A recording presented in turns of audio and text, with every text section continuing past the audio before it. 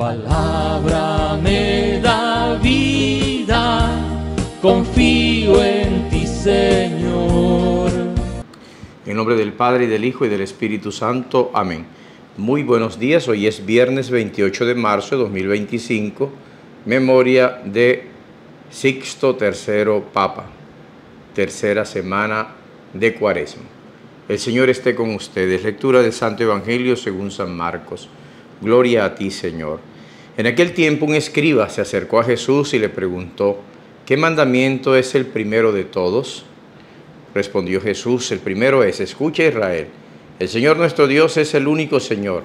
Amarás al Señor tu Dios con todo tu corazón, con toda tu alma, con toda tu mente y con todo tu ser. El segundo es este: amarás a tu prójimo como a ti mismo. No hay mandamiento mayor que estos. El escriba replicó: muy bien, maestro, sin duda tienes razón cuando dices que el Señor es uno solo y no hay otro fuera de Él, y que amarlo con todo el corazón, con todo el entendimiento y con todo el ser, y amar al prójimo como a uno mismo, vale más que todos los holocaustos y sacrificios. Jesús, viendo que había respondido sensatamente, le dijo: no estás lejos del reino de Dios. Y nadie se atrevió a hacer más preguntas. Palabra del Señor. Gloria a ti, Señor Jesús. Celebramos la memoria de Sixto III, fue elegido Papa a la muerte de San Celestino I en el año 432 y ocupó la sede de Pedro por 8 años que fueron muy llenos de exigencias.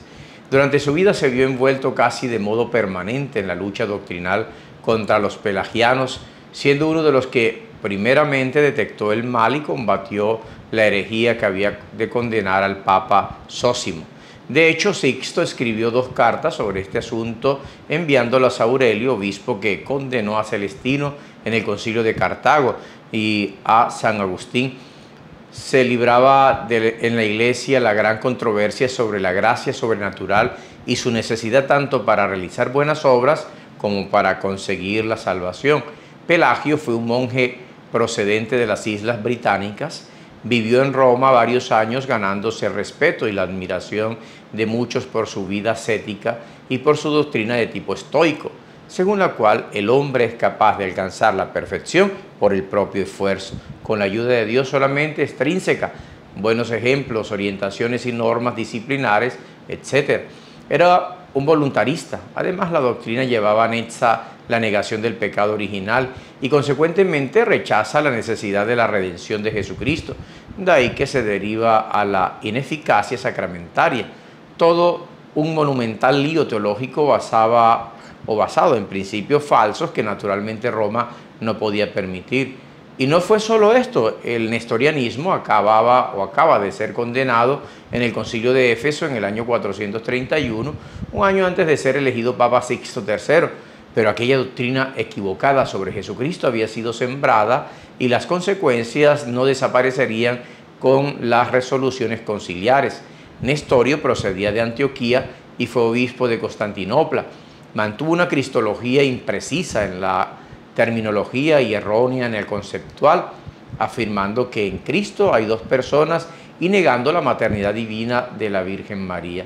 Fue condenada su enseñanza por contradecir la fe cristiana.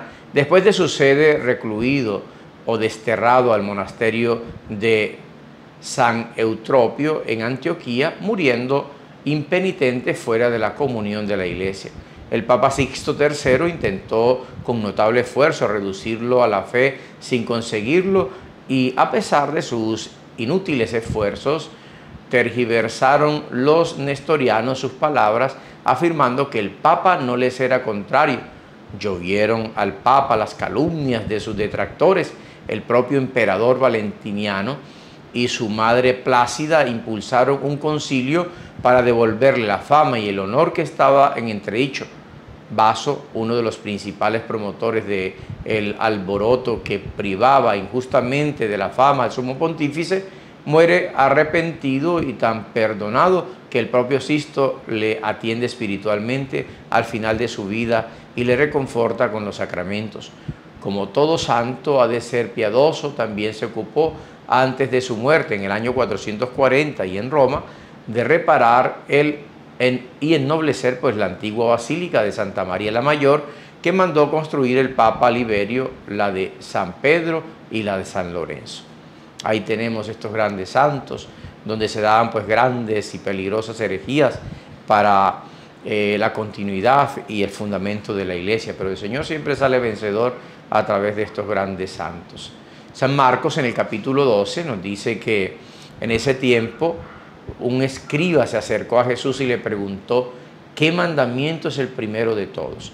Tenemos que recordar que en esos tiempos había pues un par de escuelas rabínicas, que una un poco liberal y una un poco más o mucho ultraortodoxa, que proponían pues la vivencia de los mandamientos e interpretaciones sobre estos, y una escuela pues era la de Hillel, y proponían estas cosas, ¿no? Cómo vivir, cómo argumentar y cómo sostener pues lo de los mandamientos. Para unos uno era el primero, el otro se constituía no en el primero, sino en el segundo, en el tercero, y así en esta propuesta de ideas de cumplimiento de la ley. Y entonces Jesús le pregunta, es un rabino nuevo, uno que tiene mucha gente siguiéndolo, ahora le pregunta: ¿cuál es el primero? Y dice Jesús: el primero es: escucha a Israel. Porque a Marcos le interesa mucho la tradición antigua, ¿no? El Shema. Shema Israel, Adonai Eloheinu, Adonai Echad. Es decir, escucha a Israel. Para poder amar hay que escuchar. ¿Y qué hay que escuchar? Pues la palabra de Dios. Escucha a Israel. Shema Israel. Como Israel en el desierto. Escucha hoy la palabra del Señor. El Señor tu Dios es solamente uno. Amarás al Señor tu Dios con todo tu corazón, con toda tu alma, con todas tus fuerzas, con toda tu mente, con todo tu ser. Pero primero es escuchar. Cuando no se sabe escuchar, no se puede amar. Cuando no se sabe escuchar, la palabra de Dios no pasa al corazón y no transforma el corazón. Y el segundo es: amarás a tu prójimo como a ti mismo. No hay mandamiento mayor que estos. Nosotros, y después la tradición, lo convirtió en uno solo, ¿no? Amar a Dios y amar al prójimo. Y el que cumple este mandamiento, los cumple todos. Porque quien ama a Dios, pues siempre estará a los pies de Dios. Y quien ama a su prójimo, no le hará daño a su prójimo jamás. Y el escriba replicó: muy bien, maestro, sin duda tienes razón cuando dices: el Señor es solamente uno, no hay Dios fuera de Él, y hay que amarlo con todo el corazón, con todo el entendimiento, con todo el ser, y amar al prójimo como uno mismo. Y viene una sentencia que es verdadera. Vale más eso, amar a Dios y al prójimo, vale más que todos los holocaustos y sacrificios. ¿Ven? Usted puede hacer muchos sacrificios. De hecho, hoy es un día de ayuno, oración, limosna y abstinencia. Usted puede orar mucho, ayunar mucho, dar mucha limosna, abstenerse de comer carnes, etc.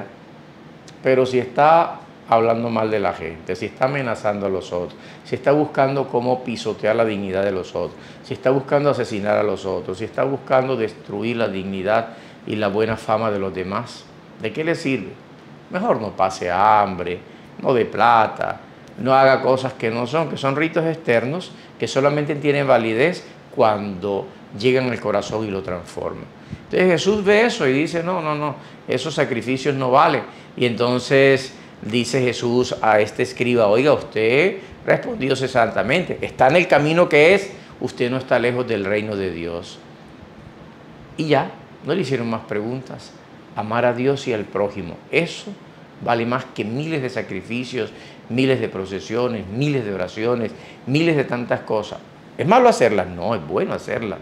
El problema es cuando se queda solamente un rito externo, cuando nos arrodillamos, lloramos delante de la misa, pero en otros momentos y en otros lugares hacemos cosas que no son contrarios a la voluntad de Dios. Viernes de conversión, viernes de ayuno, limosna, oración y abstinencia. Y nos encontraremos a las 3 de la tarde en la Coronilla de la Misericordia y a las 5 de la tarde en el Santo Vía Crucis. Que el Señor los bendiga a todos en el nombre del Padre, y del Hijo, y del Espíritu Santo. Amén. Feliz día para todos. Tu palabra es eterna, en ella esperaré.